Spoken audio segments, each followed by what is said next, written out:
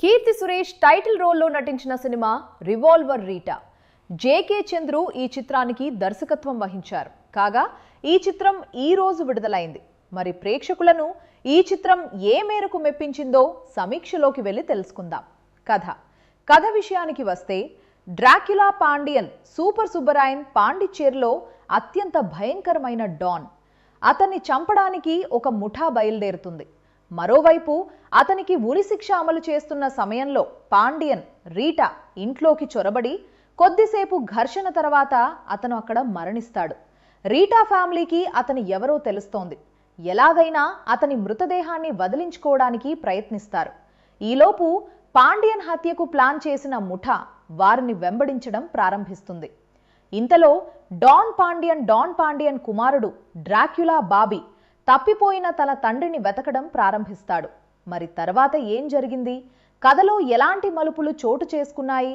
చివరకు కథ ఎలా ముగిసింది అనేది మిగిలిన కథ. Plus points.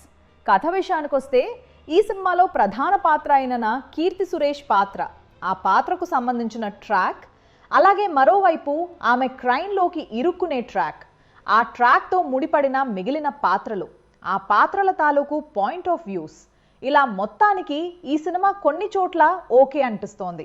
కీర్తి సురేష్ కూడా చక్కగా నటించింది.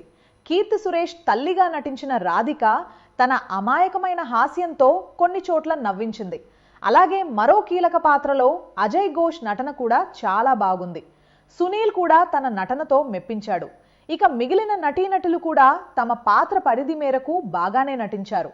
మైనస్ పాయింట్లు. కథ విషయానికొస్తే, ఈ సినిమాకి కథనం ప్రధాన బలహీనత. రెగ్యులర్ ఫార్ములాతో ప్లే సాగింది.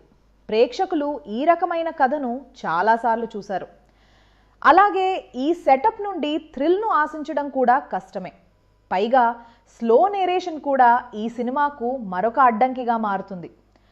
మొదటి సగం ఏదో సాగినా సినిమా రెండో భాగం మాత్రం బాగా విసిగించింది. కథనాన్ని అనవసరంగా లాగారు. ఇక కొన్ని సీన్స్ సరిగ్గా ఎమోషనల్గా కనెక్ట్ అవ్వవు. మొత్తానికి దర్శకుడు సినిమాని ఇంట్రెస్టింగ్గా మొదలుపెట్టి ఆ తర్వాత అనవసరమైన సీన్స్తో కథను డైవర్ట్ చేశాడు. ముఖ్యంగా సునీల్ పాత్ర వృధా అయింది. జాన్ విజయ్ పాత్ర కథకు ఏమాత్రం ఉపయోగపడదు. అదేవిధంగా ప్రధానంగా ఈ చిత్రంలో ప్రస్తావించిన కొన్ని అంశాలు చాలా సినిమాటిక్గా అనిపిస్తాయి.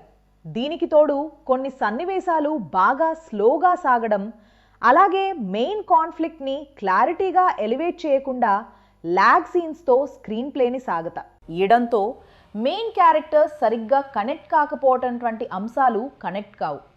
మొత్తానికి కథనాలను కూడా ఇంకా బెటర్ రాసుకుని ఉంటే బాగుండేది. రివాల్వర్ రీటా అంటూ వచ్చిన ఈ క్రైమ్ కామెడీ డ్రామా ఆశించిన స్థాయిలో ఆకట్టుకోలేకపోయింది.